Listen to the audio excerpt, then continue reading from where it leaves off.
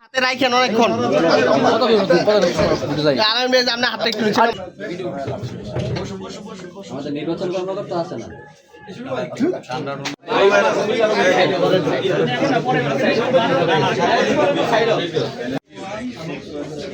Thank you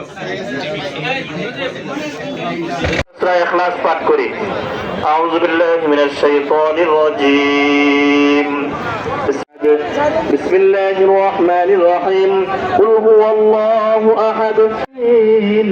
والصلاة والسلام على سيد الأنبياء والمرسلين أجمعين رب العالمين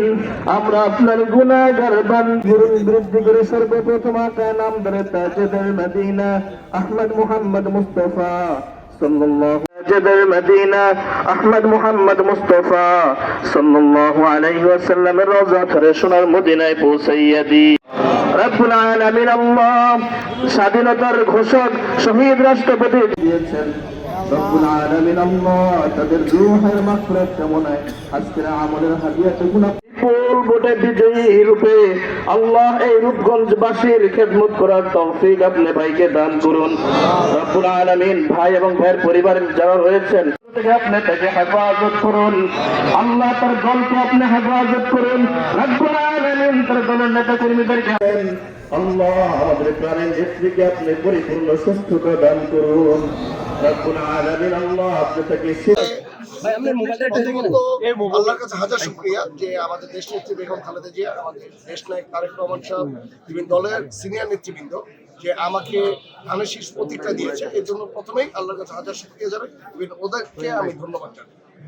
আসলে রূপগঞ্জের যেই ধানের শীষ প্রতীকটা আমি পেয়েছি, এটা আমি বলবো রূপগঞ্জে আমার সাথে আমি দুপুরিয়া হওয়ার পেছনে হাজার হাজার লাখ লাখ আমার সাথে আমার নেতা কর্মীরা জড়িত, তাদের শ্রমের বিনিময়ে আমি আসলে আমি তাদের এই শ্রমের কখনো আমি এই দিনটা শোধ করতে পারবো না যে ওনারা আমার সাথে সবসময় বিগত এত বছর 17 বছর বিভিন্ন হামলা মামলা সবসময় ছিল। আশা করি ওনারা সামনের আমার সাথে থাকবে থেকে যদি আমি বিজয়ী হই, রূপগঞ্জটাকে সুন্দর একটা স্বপ্নের রূপগঞ্জ সাজানোর সাথে সবাই একত্রে মিলে আমরা সাজাবো। আরেকটা জিনিস হলো যে আপনারা বলেছেন যে বিজয়ের ব্যাপারে, আমাদের প্রথম জিনিস হলো বাংলাদেশে 17 বছর কেউ ভোট দেওয়াটা অলমোস্ট মানুষজন ভুলে গেছে। মানুষজন যাতে ভোট কেন্দ্রে যায়, যাতে নতুন জেনারেশন ভোট কেন্দ্রে যায়, আমাদের মা বোনরা যাতে ভোট কেন্দ্রে যায়, গিয়ে তার পছন্দের মানুষকে যাতে ভোটটা দেয়। আশা করি মানুষজন জানে কাকে দিয়ে স্বপ্ন বাস্তবায়ন করা যাবে রূপগঞ্জের, কাকে দিয়ে রূপগঞ্জের উন্নয়ন করা যাবে। ইভেন রূপগঞ্জের উন্নয়নের কথা চিন্তা করে আশা করি মানুষজন আমাকে ইভেন ধানের শীষের প্রতীকে থাকবে, এই আশাই আমি